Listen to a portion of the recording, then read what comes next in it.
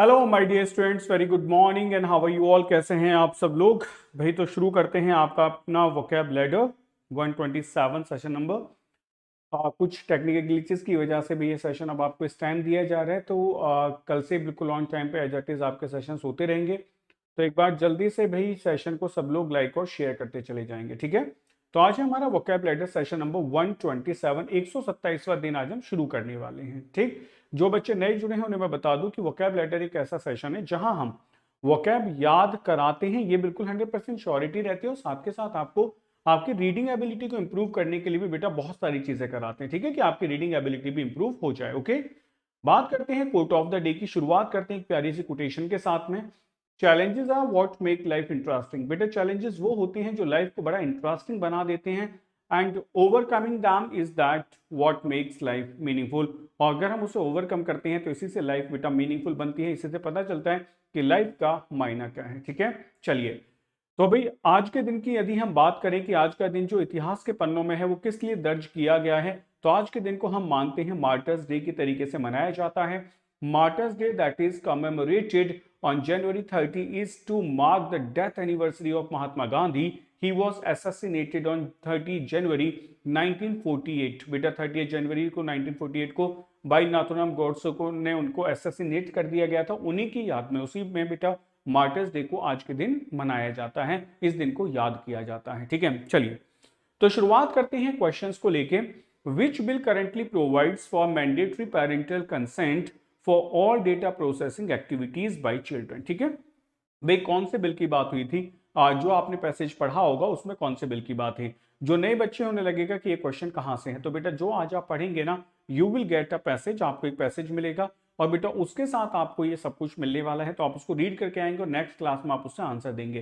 तो इसका correct answer क्या था बेटा? इसका करेक्ट आंसर है digital personal data protection DPDP bill 2022। तो जिन्होंने पैसेज पढ़ा है उनको इसका आंसर जरूर पता होगा, ठीक। तो आप भी पढ़ें और क्वेश्चंस का आंसर प्रॉपर देते चले जाएं। ये दो क्वेश्चन सिर्फ इसलिए दिए जाते हैं, बहुत आसान से क्वेश्चंस हैं, ये सिर्फ इसलिए हम आपको देते हैं कि कहीं कहीं ना कहीं आपको हमें रीडिंग पार्ट में भी बेटा इंप्रूव करवाना है, ठीक है। तो बस रीडिंग पार्ट को इंप्रूव करने के लिए ऐसा किया जाता है।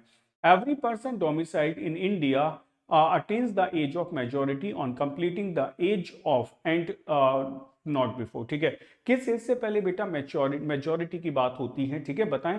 तो करेक्ट आंसर क्या होगा? 18 ईयर्स, 21 ईयर्स, 15 ईयर्स या फिर 20 ईयर्स, ठीक है। तो करेक्ट आंसर क्या होगा? 18 years is the correct answer, 18 साल की उम्र से, ठीक है, ये इसका करेक्ट आंसर होगा। चलो नेक्स्ट बात करते हैं, नेक्स्ट आ जाओ। नेक्स्ट है फाइंड द करेक्ट स्पेलिंग। अब बात करते हैं कि बेटा इसकी सही स्पेलिंग क्या होगी। ये एक वर्ड है जिसका मतलब होता है कि आप किसी चीज को थोड़ा सा पैसिफाई, शांत कर देते हैं, तो करेक्ट स्पेलिंग क्या होगी? जल्दी से मुझे आंसर दें, you can just have 10 seconds to answer. एक बार देखो, फटाफट आंसर दो, ठीक है। The correct answer will be mitigation, बिल्कुल सही है, बी करेक्ट आंसर होगा। इट विल बी मिटिगेशन, एकदम सही बात, ठीक है। Mitigation will be the correct answer, ठीक है। चलो, तो भाई शुरुआत करते हैं। जैसा कि आपको पता है कि ये वाला जो सेक्शन है आप सबके लिए बहुत ज्यादा फेवरेट है, आप सबका फेवरेट सेक्शन है। आप सब कहते हैं कि मैच द फॉलोइंग जो होते हैं ये वाले वर्ड्स बेटा, इससे पता चल जाता है कि आपने पूरा सेशन कैसे पढ़ा है, ठीक है। तो आज के आपके वर्ड्स है माइनर, एग्जाम्पशन, प्रोहिबिशन, फॉली या डेलिब्रेशन। तो जल्दी से आप मुझे आंसर बताएं, क्या क्या आंसर हो सकता है कि इनके ऑप्शन दिए गए कंसिडरेशन, इंसैनिटी, जुवेनाइल, प्रोटेक्शन और बैन। तो जो जो वर्ड्स याद है उन्हें मार्क करते चले जाओ। जैसे माइनर सबको पता है जुवेनाइल होगा, बिल्कुल सही। किसी को एग्जाम्पशन कर दिया गया, रोक दिया गया, that is called the protection है। You will get some protection because आपको ये पे नहीं करना है। अगर मैं बात करता हूं प्रोहिबिशन की, तो prohibition is called the ban, कि आपको बैन है, आप ये काम नहीं कर सकते हैं। फॉली मतलब होते हैं पागलपन, इंसैनिटी होगा। और बेटा डेलिब्रेशन होता है जिसपे हम विचार विमर्श करते हैं, consideration will be the correct answer. तो बहुत बढ़िया, the correct sequence will be CDEBA, ये बच्चों आज की करेक्ट सीक्वेंस होगी, ठीक है। चलो आगे बात करते हैं इंग्लिश क्रंच की। जैसा कि आप सब जानते हैं कि बेटा कुछ ऐसे वर्ड्स होते हैं जो एग्जाम में कहीं ना कहीं हमें कंफ्यूज करते हैं। ऐसे वर्ड्स को लेके हम आपको बनाते हैं इंग्लिश क्रंच, कि हम ऐसे शब्दों की बात करें जो शब्द आपको कंफ्यूज करते हैं, हम उन्हें कैसे ब्रेक कर सकते हैं, ठीक है। तो आज के देख सकते हैं आप, आज के आपके वर्ड्स हैं बेटा, क्या क्या? आज के आपके वर्ड्स हैं पीस एंड पीस। क्या क्या है बच्चे? देखो, आज के आपके वर्ड्स हैं पीस एंड पीस, दोनों की स्पेलिंग अलग अलग है, साउंड बिल्कुल सेम ही होगा। तो पीस क्या होता है? अ पार्ट ऑफ समथिंग, किसी चीज का एक हिस्सा होता है, ठीक है ना। जैसे मानो ये है, इसका ये जो पार्ट हम काट के निकाल लेते हैं इसको हम पीस कहते हैं। तो अ पार्ट ऑफ समथिंग यानी कि he cut the cake into 6 pieces, उसने केक को 6 पीसेस में काट दिया, ठीक है। नेक्स्ट है पीस, पीस माने होती है शांति। Freedom from war and violence, बेटा फ्रीडम होगी किससे, वॉर से एंड वायलेंस से। Specially when people live and work together happily, जब लोग साथ में प्यार से काम करते हैं विदाउट डिसएग्रीमेंट, ठीक है।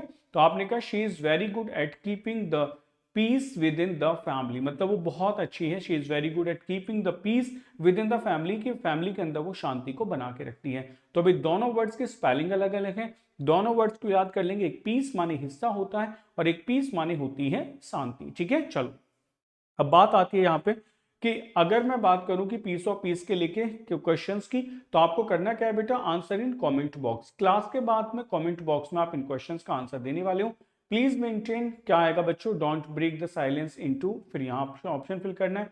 He took the last of cake, बेटा क्या आंसर होगा। और India and China might sign और ट्रीटी, तो कैसी ट्रीटी होगी आपको यहाँ बताना है कि यहाँ कौन सी स्पेलिंग करेक्ट होगी। लेकिन इसका आंसर आप कहाँ देंगे बेटा, इसका आंसर आप देने वाले हो कमेंट सेक्शन में आफ्टर द क्लास, ठीक है।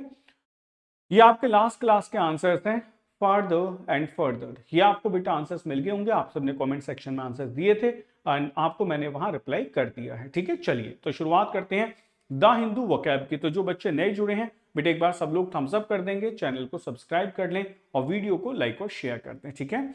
तो ये एक एमवाइब की एप्लीकेशन है बेटा, आपकी अपनी एप्लीकेशन है, इसे आप आज इंस्टॉल कर लेंगे। So you will get your favourite educators books है बेटा, यहाँ आपको सारे एजुकेटर्स की बुक्स मिलती हैं, प्रैक्टिस है, टेस्ट है, लर्न है, a lot of things are here to do, बहुत कुछ है बच्चे यहाँ पे करने के लिए, तो आप एक तो उसको करते चले जाएंगे।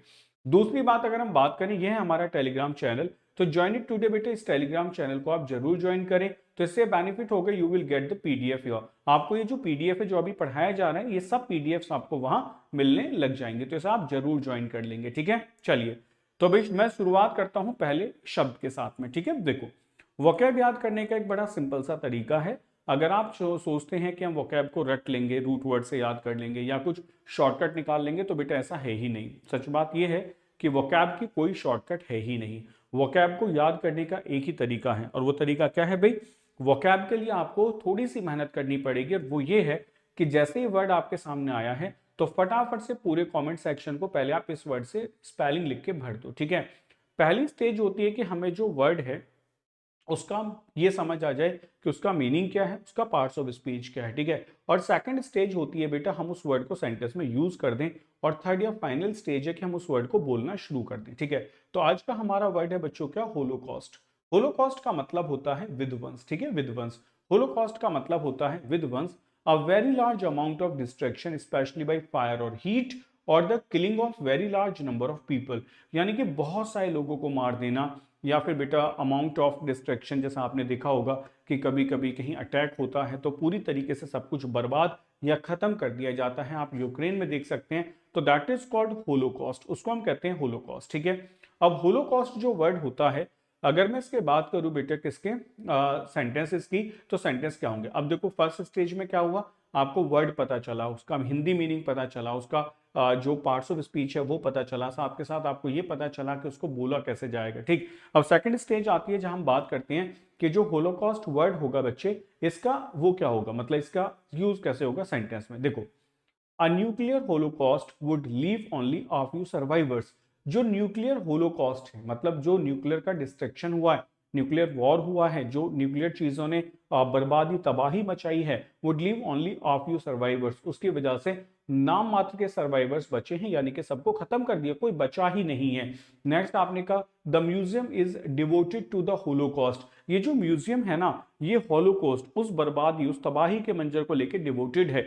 जैसे आपने किसी म्यूजियम में जाके देखा, कुछ लोगों की पिक्चर्स लगी हुई थी, कुछ सिटी की तबाही की पिक्चर्स लगी हुई थी, तो हमने क्या कहा, the museum is devoted to the holocaust, ये पूरी तरीके से बेटा विनाश के लिए, या जो हमारा होलोकॉस्ट हुआ था उसके लिए क्या है, डिवोटेड है, उन्हीं के लिए समर्पित है, ठीक है। अब देखो होलोकॉस्ट का मतलब होता है तबाही, तो आंसर क्या क्या हो सकते हैं, आंसर हो सकता है बेटा मैसेकर, आंसर हो सकता है स्लॉटर, आंसर हो सकता है जेनोसाइड, आंसर हो सकता है कार्नेज, आंसर हो सकता है डेथ। समझ गए, मैसेकर होगा, स्लॉटर होगा, जेनोसाइड होगा, कार्नेज होगा और डेथ होगा। इसमें जो कार्नेज है इस वर्ड को आप याद कर लो, ये थोड़ा अच्छा वर्ड है, ठीक है।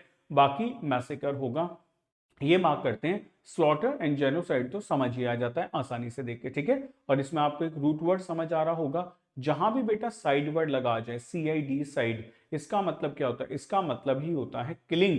यानी कि अगर आपको ये शब्द कहीं भी दिखाई दे तो आप कहेंगे कि किलिंग्स की बात हुई है, यानी कि साइड माने होता है किलिंग, ठीक है। चलिए नेक्स्ट क्वेश्चन की बात करते हैं। नेक्स्ट आ जाओ भाई। नेक्स्ट हमारा वर्ड क्या है? अब देखो आपको क्या करना है, आप फटाफट से जो पहला वर्ड है होलोकॉस्ट, पहले वो लिखो और फिर लिखो वाटरशेड। इससे क्या होगा, आप एक ऐसे सीक्वेंस बनाते चले जाएंगे, 1 2 3 4 5 ऐसे सीक्वेंस बनाएंगे, तो आपको एक पूरी लिस्ट तैयार हो जाएगी कि आज मैंने कौन कौन से वर्ड्स पढ़े हैं, ठीक है। After the class what you have to do, हर वर्ड के लिए आप, जैसे ये वाला वर्ड है, इसके लिए आप कम से कम 2 सिनोनिम लिखेंगे और 2 एंटोनिम्स लिखेंगे। तो इससे क्या होगा भाई, जिससे आपको वोकैब और ज्यादा अच्छे से याद होने लग जाएगी। यानी कि आप पूरा का पूरा एक टेबल बना के ये बता सकते हैं कि मुझे कितने वर्ड्स आते हैं। वर्ड्स बहुत अच्छे हैं। पहला वर्ड होलोकॉस्ट बहुत अच्छा है बेटा। सेकंड वर्ड है वाटरशेड। वाटरशेड मतलब होता है ऐतिहासिक घटना। देखो क्या होगा, वाटरशेड यानी कि ऐतिहासिक घटना। बड़ा अच्छा सा वर्ड है वाटरशेड। ये भी एक नाउन ही होता है यदि हम इसका पार्ट्स ऑफ स्पीच देखें। An event or period that is important because it represents a big change in how people do or think about something। मतलब एक इवेंट और पीरियड होता है that is important because it represents a big change in how people do or think about something। कि कैसे लोग behave करते हैं, कैसे मतलब जैसे होता है ना एक बड़ा चेंज है जिसमें लोगों ने कैसे सोचा है, कैसे बिहेव किया है, उसको हम कहते हैं वाटरशेड। जैसे आपने कहा लाइफ प्लानिंग है, तो जो है वो पूरा वाटरशेड है कि कैसे चेंजेस आए हैं पूरे के पूरे सिस्टम के अंदर, ठीक है। तो एक नाउन होगा। चलो देखें, वर्ड है the year 2010 was a watershed in her life, she changed her career and remarried. मतलब क्या हुआ, जैसे आपने कहा ना सर, वो जो टाइम था ना मेरी ग्रेजुएशन वाला टाइम, वो वाटरशेड था मेरी लाइफ में। आप कह सकते हो कि सर जब मैंने अपनी जॉब स्विच की थी ना, वो मेरा वाटरशेड पीरियड था। या आपने कहा कि सर जब ना मैंने जो ये एग्जाम है जिसके लिए मैं तैयारी कर रहा हूँ, मैंने just got the decision, when I took the decision for it, it was watershed for me. मतलब the year 2010 was a watershed in her life, she changed her career and remarried. उसने चेंज किया अपने career को, दोबारा से शादी कर ली। इसका मतलब ये क्या था, it was watershed, a significant event of her life. The discovery of penicillin was a watershed in the history of medicine. बिल्कुल सही बात है। अगर हम बात करें जो पेंसिलिन की डिस्कवरी हुई है ना, ये वाटरशेड है in the history of medicine. अगर आप देखें तो मेडिसिन के अंदर पेंसिलिन का एक बहुत बहुत इंपॉर्टेंट रोल है। तो आप कह सकते हो ये ऐतिहासिक जीत है मेडिसिन की।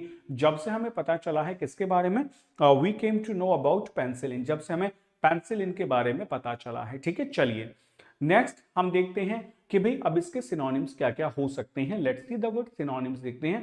पहला वर्ड है बेटा पाइवोटल। आपने पाइवोटल पढ़ा होगा। पाइवोटल होता है ना इसका most important role of something, ठीक है। एपोकल बेटा क्या होता है, एपोकल का मतलब भी यही होता है कि ये बहुत इंपॉर्टेंट है। पे ऑफ्स होता है जिसका कोई एक्सपीरियंस होता है, कोई रिजल्ट निकल के आता है। मोमेंटस बिल्कुल बेटा मोमेंटस होता है, बहुत बढ़िया। और डिसीजिव होता है जिस पे डिसीजन ले सकते हैं। तो मैं यहां कहूंगा एक तो ये वाला वर्ड हमारे काम का है, one is this one, and एक मार्क करेंगे हम pivotal, most important role of something. अब ये अगर बहुत इंपॉर्टेंट रोल को प्ले करता है तो अपोजिट क्या होगा, ये ट्रिवियल रोल है, तुच्छ सा रोल है, नथिंग इट इज, अनइंपोर्टेंट है, इनसिग्निफिकेंट है, या इनकॉन्सिक्वेंशियल है, या एंटी क्लाइमेटिक है। क्लाइमैक्टिक याद करो, क्लाइमैक्टिक आपको पढ़ाया था ना, क्लाइमैक्टिक बिहेवियर, तो दैट इज एंटी क्लाइमैक्टिक होगा। ये क्लाइमैक्टिक है, क्लाइमेटिक नहीं है। याद रखेंगे, बहुत अच्छा वर्ड है, ठीक है। चलो नेक्स्ट मैं बात करता हूं, नेक्स्ट में देखता हूं नेक्स्ट वर्ड आज हमारे लिए क्या है। आज का हमारा नेक्स्ट वर्ड है एम्पैथी, ठीक है। मैं इसको कहूंगा, अगर आप मुझसे पूछें तो मैं इसको कहूंगा कि ये वेरी इंपॉर्टेंट वर्ड्स में से आता है ये, और इसके जो सिनोनिम जैसे वर्ड्स होते हैं ना, यूजुअली एग्जाम्स में पूछे जाते हैं। You can check your exam, या कोई भी एग्जाम अगर आप देखें तो वहां इसके सिनोनिम्स बहुत ज्यादा बार पूछे गए हैं। तो लेट्स सी एम्पैथी क्या होगा, दैट इज कॉल्ड संवेदना होती है। मतलब ये एक नाउन होगा। जैसे आपने अब यहाँ एक पिक्चर दिखाई दी, ये एम्पैथी होती है। जैसे आप किसी का हाथ पकड़ के कहते हैं घबराओ मत, हम तुम्हारे साथ हैं, सब कुछ संभाल देंगे, कोई टेंशन नहीं होने देंगे, दैट इज कॉल्ड एम्पैथी। मतलब आपकी किसी के साथ संवेदना है, ठीक है। ये भी एक नाउन होगा। The ability to share someone else's feeling और experiences by imagining what it would be like to be in that person situation. मतलब कहीं ना कहीं किसी की फीलिंग्स और एक्सपीरियंसेस को शेयर करना, इमेजिन करना, it would like to be in that person situation, कि वो बिल्कुल आपको ऐसा फील होता है जैसे मेरे साथ भी ऐसा ही घटनाक्रम घटा है। ठीक है, उसके लिए हम इस वर्ड का यूज करते हैं। चलो आ जाओ, तो अब हम देखते हैं अभी सेंटेंसेस की बात करते हैं। पहला sentence, he love children and has a certain empathy with them. मतलब वो क्या करता है बेटा, ही लव्स चिल्ड्रन, वो बच्चों को प्यार करता है, and has a certain empathy with them, और उनके साथ में क्या है बेटा, एम्पैथी है, यानी कि उनके साथ कहीं ना कहीं उसकी सिंपैथी है। ठीक है, my dad was a very tolerant man and had great empathy with people. मतलब मेरे जो डैड है ना, was a very tolerant man, वो बहुत tolerant man and had great empathy with people, वो लोगों के साथ बहुत सहानुभूति यानी कि संवेदना रखते हैं। ठीक है, that is called the great empathy. अब आप इसको खुद से सोच सकते हैं कि भाई तुम्हारी किसी को लेकर एम्पैथी है या नहीं है। ठीक है, क्या तुम्हें किसी को लेकर एम्पैथी आती है या नहीं आती है, डू यू हैव एम्पैथी और नॉट, क्या आपके अंदर संवेदना है या नहीं है। तो आप इसको खुद से कोरिलेट कर सकते हैं। ठीक है, आप इसको खुद से भी कोरिलेट कर सकते हैं। चलिए, अगर मैं एम्पैथी के सिनोनिम्स की बात करता हूं तो पिटी यानी कि दया होती है, कंपैशन यानी कि दया होता है, काइंडनेस होती है, अंडरस्टैंडिंग होती है, जेनरोसिटी होती है। ठीक है, ये सब के सब बेटे इसके सिनोनिम है। जेनरोसिटी को मार्क कर लो, यूजुअली यूज करने लायक वर्ड है, बहुत अच्छा भी है। कंपैशन को मार्क कर लेते हैं, ये एक अच्छा वर्ड है, और पिटी एक अच्छा वर्ड है। ये वर्ड बेटे एग्जाम्स में पूछे जा चुके वर्ड्स की लिस्ट में से आते हैं। रूथलेस बेटा, इसमें जो वर्ड है ना, ये वाला मोस्ट इंपोर्टेंट वर्ड है, जिसका मतलब होता है आपके अंदर कोई सिंपैथी, दया नहीं है। ठीक है, आप क्रूअल हैं। मर्सीलेसनेस, ये भी आपका अच्छा वर्ड है। ठीक है, रिवेंज माने बदला होगा, क्रुएलिटी होगा, और पिटीलेसनेस होगा। यहां मैं एक वर्ड और आपके लिए CALLOUS लिख देता हूं, कैलस। कैलस मतलब होता है बेटा अनकाइंड, जिसके अंदर दया ना हो। ये एक बहुत इंपॉर्टेंट वर्ड्स में से आ जाता है। ठीक है, तो मुझे लगता है यहां तक के वर्ड्स क्लियर हैं। अब आप मुझे एक काम करेंगे, होलोकॉस्ट से लेके इस वाले वर्ड तक के सारे वर्ड्स एक बार लिख के दिखाएंगे। मैंने क्या कहा है कि जितना ज्यादा आप लिखेंगे, जितनी ज्यादा आपकी बेटा फिंगर आपके कीबोर्ड पे चलती चली जाएंगी, आप देखेंगे उतना ही ज्यादा आपको याद भी होता रहेगा।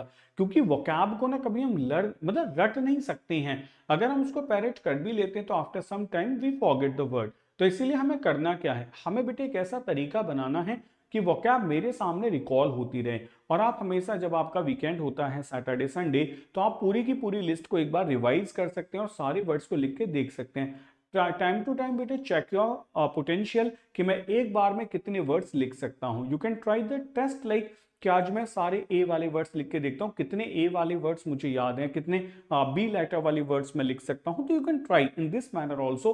तो इससे क्या होता है ना कि you are just checking your potential day by day. ठीक है, चलो अब मैं बात करने वाला हूं वर्ड की जैरिंग की। बेटा जैरिंग क्या होता है, देखो जैरिंग जैसा दिखाई दे रहा है, ऐसे बेटा कान दबाना, कर्कश, बहुत हार्श सी साउंड कभी कभी होता है ना। आपने यूजुअली देखा होगा आजकल जो डीजे बजाते हैं शादी में, उसमें पता नहीं एक मतलब बेस बढ़ा देते हैं और एकदम से ऐसा लगता है जैसे हार्ट की बीट भी हिल जाएंगी। ठीक है, तो that is called the jarring, यानी कि वो कहलाता है कर्कश। मतलब जैरिंग साइट हो सकते हैं, साउंड और experience is so different or unexpected that it has a strong and unpleasant effect on something or someone। मतलब इतना बुरा बेटा, इतना अनएक्सपेक्टेड कि मतलब उसका बहुत अनप्लेजेंट इफेक्ट होता है समथिंग के समवन के ऊपर, उसको हम कहते हैं जैरिंग, उसको हम कहते हैं जैरिंग। ठीक है, जैरिंग मतलब समझ पा रहे हो। नेक्स्ट आ जाओ। अब जैरिंग का मतलब हमें समझ आ गया, जैरिंग मतलब होता है भी कहीं ना कहीं बहुत बुरा। जैसे देखो सेंटेंस, देखो एग्जाम्पल के साथ में आपने क्या लिखा, the news of my cancer, मेरे जो कैंसर की न्यूज थी ना, कैंसर डायग्नोसिस की, वॉज बोथ, वो दोनों थी क्या क्या बेटा, जैरिंग भी थी और डिवास्टेटिंग भी थी। कहीं ना कहीं जैरिंग और डिवास्टेटिंग थी, पूरी तरह बर्बाद करने वाली, बहुत कर्कश थी। उसके जो मतलब पीरियड था डायग्नोसिस का, वो मेरे लिए बहुत कर्कश, बहुत बुरा था। I would much rather wake up to a gentle vibration than to the jarring sound of my phone alarm। मतलब क्या होगा, I would much rather wake up to a gentle vibration, मतलब मैं बिल्कुल जो जेंटल सा वाइब्रेशन होता है ना, बड़ी प्यारी सी साउंड, उससे भी मैं उठ सकती हूँ, than to jarring sound of my phone alarm. बेटे जो मेरे फोन अलार्म की जैगरिंग साउंड है ना, इससे अच्छा है कि मैं तो उसकी जो सॉफ्ट से साउंड आती है ना, मेलोडियस साउंड आती है, मैं उससे भी उठ सकती हूँ। ठीक है, मुझे तो वाइब्रेशन से आगे खुल जाती हैं, तुम यहाँ जैगरिंग साउंड बजा रहे हो, तो उसके लिए कहा गया तो जैगरिंग मतलब होता है हार्श, ठीक है, जैगरिंग मतलब होता है हार्श, क्लोजेस्ट वर्ड हो गया। लाउड हमें समझ आ रहा है, नेगेटिव है। ग्रोटेस्क बेटा इमेजेस होती हैं, हॉरिबल ये आपको पढ़ाया था, बहुत इंपॉर्टेंट वर्ड है। ग्रेटिंग साउंड होती है किसी चीज के घिसने की साउंड, और अगली माने कोई चीज बहुत बुरी होती है, ठीक है। एस्थेटिक यदि मैं बात करूं तो एस्थेटिसिज्म होता है सौंदर्य शास्त्र, सौंदर्य शास्त्र, तो ये एक पॉजिटिव सा वर्ड है, बड़ा अच्छा वर्ड है बेटा, ठीक है। एक वर्ड है हमारा आर्टफुल, ये भी अच्छा वर्ड है। आर्टिस्टिक अच्छा वर्ड है, ब्यूटीफुल अच्छा वर्ड है, और बेटा एस्थेटिक अच्छा वर्ड है, ठीक है, सारे पॉजिटिव वर्ड्स हैं। चलिए नेक्स्ट हम बात करते हैं। अब आप मुझे जल्दी से हॉलोकॉस्ट से लेके यहां तक की सीरीज लिख के दिखा दो भाई, जल्दी से लिख के दिखाओ। हॉलोकॉस्ट से लेके यहां तक की पूरी सीरीज आप मुझे लिख के दिखाएंगे, और वर्ड आपको जरूर याद होगा, तो जल्दी से लिखो हॉलोकॉस्ट से लेके अब तक की पूरी सीरीज, सारे वर्ड्स आप मुझे एक बार लिख के दिखाएंगे, ठीक है। चलो बात करते हैं, देखते हैं। वर्ड है बेटा अपीज। अपीज भी मैं आपके लिए इंपोर्टेंट वर्ड्स की कैटेगरी में रख रहा हूं, क्योंकि अपीज जो वर्ड है ये भी एग्जाम्स में पूछा गया। अपीज का मतलब होता है शांत करना बेटा, अपीज का मतलब होता है शांत करना, ठीक है, किसी चीज को काम डाउन, जैसे आप खुद को शांत करते हैं चुपचाप मेडिटेट करते हुए, ऐसे बेटा अपीज माने होता है शांत करना, ठीक है। तो आपने कहा टू प्रिवेंट फर्दर डिसएग्रीमेंट और एनकरेज आर्ग्यूमेंट और war by giving to the opposing side on advantage that they have demanded, मतलब क्या है, प्रिवेंट फर्दर डिसएग्रीमेंट, आप आगे के डिसएग्रीमेंट को रोक देते हैं, आर्गुमेंट्स को खत्म कर देते हैं, वॉर को, by giving to the opposing side an advantage that they have demanded. आपने कहा भाई जो डिमांड है चलो वो पूरी कर देते हैं, लेकिन ये जो आर्ग्यूमेंट है हमारे बीच में, चलिए इसको स्टॉप करते हैं, इसको खत्म करते हैं, ठीक है। चलो अब बात आती है कि जो अपीज है, अपीजमेंट की पॉलिसी आपने सुना होगा, this is the policy of appeasement, कि आप क्या करते हो, अपीजमेंट करते हो, जिसको डिमांड है उसको सप्लाई कर देते हो, लोग शांत हो जाते हैं, ठीक है। जैसे शुरू शुरू में कहा गया था कि कांग्रेस ने जो पॉलिसी ऑफ अपीजमेंट थी वो की थी कि जिसके जो डिमांड है उसको पूरा कर दो तो लोग शांत रहेंगे, ठीक है, सेम। तो आपने कहा she claimed that the government had only changed the law in order to appease its critics. आगे समझ क्या है, उसने क्लेम किया है that the government had only changed the law, कि गवर्नमेंट जो लॉ को चेंज किया है ना, in order to appease its critics, बस इसलिए कि वो अपने क्रिटिक्स को अपीज यानी कि शांत कर पाए, ठीक है, बस इसलिए किया है कि जो अपने क्रिटिक्स है उनको अपीज कर दिया जाए, शांत कर दिया जाए। They appeased the dictator by accepting his demands in an effort to avoid war, मतलब दे अपीज्ड द डायरेक्टर, उन्होंने डायरेक्टर को शांत कर दिया है, ठीक है, किस लिए बच्चे, they appease the director to accepting his demands, वो बाय एक्सेप्टिंग उसकी डिमांड को एक्सेप्ट कर लिया कि भाई जो तुम चाहते हो हम तुम्हें देंगे, and in an effort to avoid war, की जिससे कि वॉर जो होगा वो अवॉइड हो जाए, यानी कि शांति स्थापित रहे, ठीक है। तो उन्होंने अपीज कर लिया अपने डायरेक्टर की जितनी भी डिमांड्स हैं उन सबको, ठीक है। इसका मतलब होता है प्लेकेट, बेटा मार्क करेंगे, बहुत इंपॉर्टेंट वर्ड, शांति के लिए यूज किया जाता है। कंफर्ट आसान है, एक वर्ड मार्क करेंगे आप, मॉलिफाई शांत कर देना। पैसिफाई आसान है, सूद आसान है, ठीक है। तो दो वर्ड मुझे लगते हैं जो आपको याद रखने हैं, प्लेकेट होगा, मॉलिफाई होगा। सुन के भी दोनों ही वर्ड्स के अंदर मुझे लगता है शांति की ही साउंड आती है, जैसे मॉलिफाई है तो इसका मतलब कहीं ऐसे नहीं लग रहा है कि बहुत दुख होने वाला है, मॉलिफाई है मतलब you are just going to make something count down, ठीक है। नेक्स्ट है इनफ्यूरिएट, बेटा भड़का देना, एंगर माने नाराज कर देना, इनफ्लेम कर देना, एनॉय कर देना या गेट कर देना, ठीक है। तो अपीज का अपोजिट है कि आप किसी को नाराज कर देते हैं, ठीक है, भड़का देते हैं। चलो अब आप मुझे हॉलोकॉस्ट से लेके यहां तक के सारे वर्ड्स लिख के दिखाएंगे, जल्दी से आप मुझे सारे वर्ड्स लिख के दिखाओ भाई, हॉलोकॉस्ट से लेके यहां तक के कि क्या क्या वर्ड्स अभी हमने पढ़े हैं, ठीक है। वर्ड है परमिएट, ठीक है, परमिएट का मतलब होता है व्यापक होना। तो मैं चाहूंगा आप मुझे जल्दी से यहां तक के सारे वर्ड्स एक बार लिख के दिखा दें परमिएट तक के। देखो परमिएट का मतलब क्या होता है समझ लेंगे। परमिएट का मतलब होता है व्याप्त होना, मतलब ये होता है बेटा एक verb, to spread through something and be present in every part of it, मतलब बेटे सब जगह फैल जाता है और कहीं ना कहीं उसके पार्ट में ये प्रेजेंट होता है, उसी को हम कहते हैं परमिएट, ठीक है। व्याप्त होना परमिएट होता है, वर्ब है। टू स्प्रेड थ्रू यानी कि something and be present in every part of it, ठीक है, इसके वो हर पार्ट में प्रेजेंट होगा। जैसे ऐसे समझो, आपकी बालकनी से, आपके या विंडो से आपके जो रूम है उसके अंदर रोशनी आ जाती है, ये परमिएट कर जाती है। कभी कभी आपने कहा कि इससे जो वॉल्स है ना इनसे पानी अंदर आते रहता है, ठीक है, वाटर अंदर आते रहता है, उसको भी आप क्या कहते हैं, उसको भी बेटा आप परमिएट ही कहते हैं, ठीक है। यानी कि कुछ चीजों का अंदर आते रहना, चीजों का बनते रहना, ठीक। जैसे the light will permeate through the curtain when the sun rises. आ गया समझ? बड़ा अच्छा सा एग्जाम्पल है ये है बेटा, the light will permeate through the curtain when the sun rises. जब सन राइज होता है तो लाइट क्या करती है? लाइट बेटा परमिएट कर जाती है, ठीक है। Light will permeate through the curtain when the sun rises. तो आप देखेंगे कि जो सन उगता है तो लाइट जो होगी वो कहीं ना कहीं कर्टेन से परमिएट करती है। The water permeated the sand. तो वाटर ने क्या किया? परमिएटेड कर दिया सेंट को, यानी कि वाटर सेंट के अंदर व्याप्त होना शुरू हो गया, जाना शुरू हो गया, ठीक है। तो ये वर्ड कहलाता है आपका परमिएट, ठीक। अब देखो इसके सिनोनिम्स क्या क्या हो सकते हैं। जाना मतलब लाइट का अंदर आना, परमिएट होगा, इसका कोई अपोजिट तो नहीं बना सकते ना कि लाइट का बाहर निकल जाना, तो ये होगा बेटा सफ्यूज कर जाना, मिल जाना, ठीक है। पेनिट्रेशन आपने सुना होगा, पेनिट्रेट कर जाना, किसी में घुस जाना। परवेड होगा, ठीक है, बढ़ते चले जाना। इम्ब्यू हो जाना और फ्लडेड हो जाना, ठीक है। तो ये सारे के सारे वर्ड बन जाते हैं इसके सिनोनिम, ठीक है। चलिए अब आप मुझे हॉलोकॉस्ट से लेके यहां तक के वर्ड्स आप मुझे लिख के दिखाएंगे। ये जो वर्ड है विजिलेंस, ठीक है, ये उतना मुश्किल वर्ड नहीं है, आपको याद होगा, लेकिन मैं ये कहूंगा कि एग्जाम्स में पूछे जाने वाले वर्ड्स की लिस्ट में इसका भी नंबर आता है विजिलेंस का। विजिलेंस होती है जब आप किसी काम को लेकर सतर्कता बरतते हैं, उसको हम कहते हैं विजिलेंस। जैसे आप कार चलाते हैं तो आप ध्यान रखते हैं अपने साइड मिरर में कि कौन आ रहा है, कौन कौन नहीं आ रहा है, ठीक है, इसको आप विजिलेंस कहते हैं। मोर केयरफुल, अटेंशन होगी, specially in order to notice possible danger, इसलिए कि कहीं कोई खतरा ना हो जाए तो आप विजिलेंस रखते हैं, यानी कि आप सतर्कता रखते हैं। तो विजिलेंस जैसे वर्ड्स को बेटा आप अपनी डेली लाइफ में यूज कर सकते हैं। अब समझो इस वर्ड की यदि मैं बात करूं तो मैंने बहुत बार बताया है, जिन वर्ड के बाद में ANCE या जिन वर्ड के बाद में ENCE आता है, ये सारे के सारे आपके नाउन होते हैं। तो उसी तरीके से विजिलेंस भी आपका नाउन होगा। चलिए अब शुरू होता है आपका टाइम। जल्दी से मुझे आप विजिलेंस को लेके सेंटेंस लिख के दिखाएंगे, ठीक है। जल्दी से आप बेटा विजिलेंस को लेके सेंटेंस लिख के दिखाएंगे। आ जाओ। Because of my neighbours vigilance the intruder was caught. Intruder कौन होते हैं बेटा? घुसपैठिए। इंट्रूडर कौन होते हैं? घुसपैठिए। तो क्या लिखा गया? Because of my neighbours vigilance, मेरे नेबर्स के विजिलेंस की वजह से द इंट्रूडर वॉज कॉट, कि जो घुसपैठिया था वो पकड़ा गया। The birds cannot afford to relax their vigilance against predators। मतलब क्या होता है?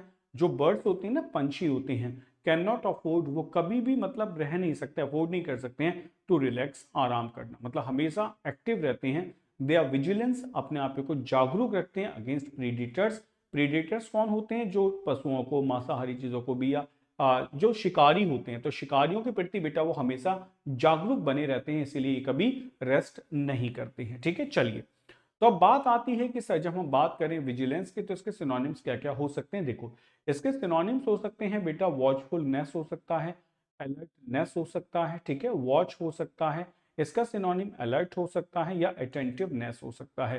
तो ये सारे वर्ड आसान है, मुझे नहीं लग रहा है कि किसी को मैं मार्क करूं कि इसको जरूर याद कर लेना। प्री ऑक्यूपेशंस का मतलब होता है पहले से ही चीजें प्री ऑक्यूपेशन में है, यानी कि जानते हैं, तो इसलिए आप वॉचफुल नहीं है, आपको पहले से पता है, प्री ऑक्यूपाइड है आपका माइंड कि यही होगा। बेटा एब्स्ट्रैक्शन होता है, एब्स्ट्रैक्ट। एब्स्ट्रैक्ट क्या होता है? विच इज नॉट कॉन्क्रीट, की कुछ कॉन्क्रीट नहीं है, एब्स्ट्रैक्ट है, ठीक है, not clear. Simply everything is simple, you have no need to be watchful. Inattentive, आपको ध्यान देने की जरूरत बिल्कुल नहीं है। और डिस्ट्रैक्शन है, कोई प्रॉब्लम नहीं है कि आप ज्यादा सोचिए उसके बारे में, ठीक है। चलो अब हमारा नेक्स्ट वर्ड है रेजिलियंस, लेकिन मैं आपसे चाहूंगा कि आप मुझे हॉलोकॉस्ट से लेके अब तक की पूरी सीक्वेंस लिख के दिखा दें, ठीक है। जो बच्चे नए जुड़े हैं उन्हें थोड़ा सा लग रहा होगा कि सर इतनी मेहनत करनी पड़ती है वोकैब याद करने के लिए, तो मैं आपको बता दूं ऑफकोर्स बेटा, आपको वोकैब याद करने के लिए सच में बहुत अच्छी मेहनत करनी पड़ती है, वरना वोकैब कभी तैयार होगी ही नहीं, ठीक है। तो ये आपका वर्ड है रेजिलियंस। रेजिलियंस भी बेटा एक बहुत अच्छे वर्ड्स की कैटेगरी में आता है, इंपोर्टेंट वर्ड्स की कैटेगरी में आता है। इट इज कॉल्ड रेजिलियंस, ये कहलाता है आपका दृढ़ता, ठीक है। रेजिलियंस का मतलब ये भी एक नाउन होता है, the ability to be happy, successful etcetera again after something difficult और बैड हैज हैपेंड। मतलब क्या होगा?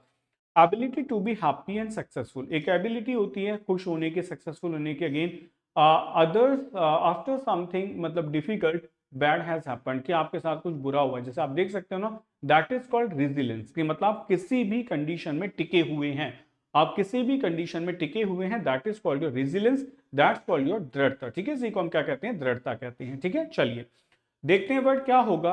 The rescue workers showed remarkable resilience in dealing with the difficult conditions. मतलब क्या है, जो रेस्क्यू वर्कर्स है ना बेटा, वो शो करते हैं रिमार्केबल रेजिलियंस को, दृढ़ता को, in dealing with the difficult conditions. भाई जो रेस्क्यू वर्कर्स होते हैं, आपने देखा होगा कि किसी भी टफ कंडीशन में लोगों को बचा के लिए आते हैं, तो that shows their remarkable resilience. ये उनका रिमार्केबल रेजिलियंस होगा। She has shown great resilience to stress. मतलब she has shown great resilience to stress. उसने बेटे स्ट्रेस के प्रति ना बहुत अच्छे से फाइट की है, मतलब कहीं ना कहीं बेटे स्ट्रेस के प्रति वो लड़ी है। ठीक है, that is called the word resilience. Next बात करते हैं, अब क्या होगा बेटा। रेजिलियंस के सिनोनिम्स हो सकते हैं, ये होगा आपका स्ट्रेंथ, ये होगा आपका परसिस्टेंस, बहुत अच्छे वर्ड्स हैं। एंड्योरेंस होगा, टेनेसिटी होगा, या परसिवरेंस होगा। मैं ये कहना चाहूंगा कि यहां अगर आप मुझसे पूछें तो 1, 2 एंड 3 एंड द 4, ये चारों ही वर्ड हमारे लिए बहुत इंपॉर्टेंट है, इन्हें जरूर नोट कर लेंगे। वीकनेस माने कमजोरी होगी, हेल्पलेसनेस माने कमजोरी, मतलब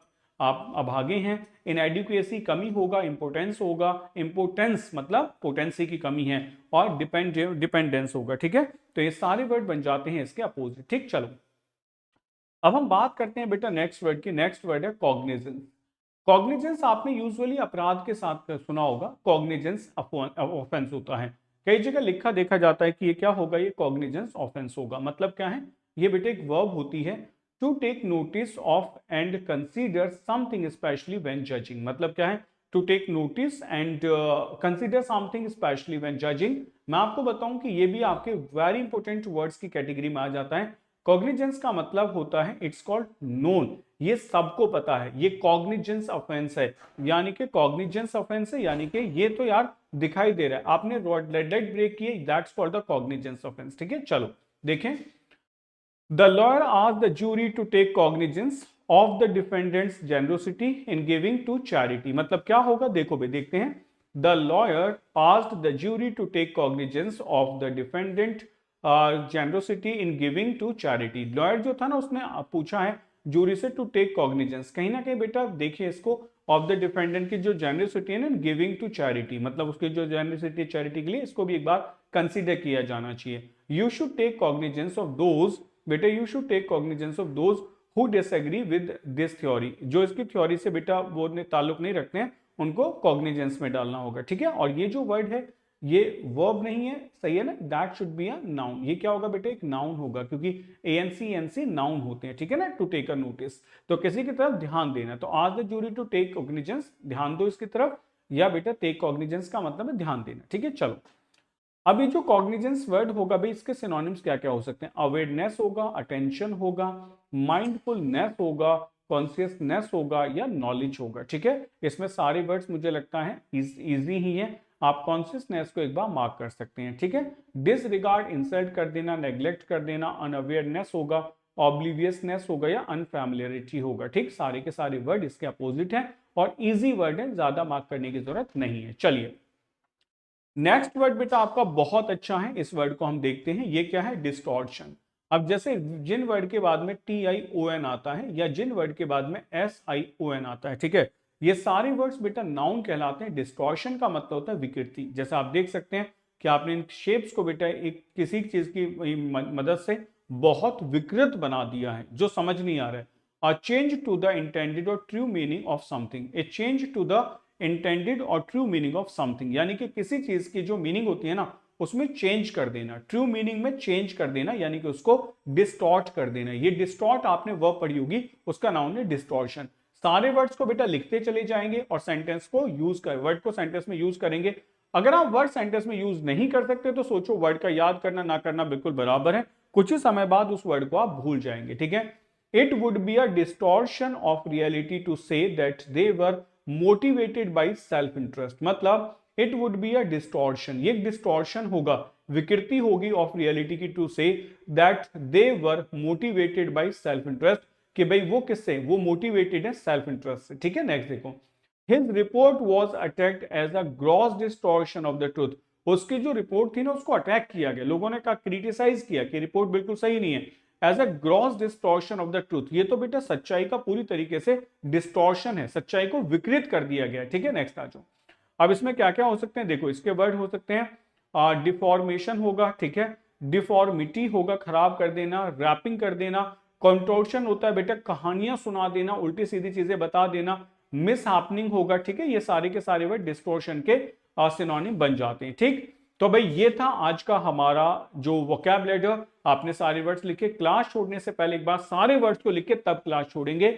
ये आपके लिए पैसेज है जिसे आपको पढ़ के आना है। पैसेज है holocaust education for India to create a just present. ठीक है, to create a just present, सच में बहुत अच्छा पैसेज है, इसको पढ़ना। ज्यूज की जो किलिंग हुई थी उसको लेकर लिखा गया है और बहुत बहुत अच्छा पैसेज है, ये पैसेज आप पढ़ें। ये पैसेज बेटा आपको आपकी पीडीएफ में मिल जाएगा, आप वहां से रीड कर सकते हैं। क्लास छोड़ने से पहले एक बार आप सारे के सारे वर्ड्स को लिख के मुझे दिखा दें कि आपने सच में वोकैब याद की है।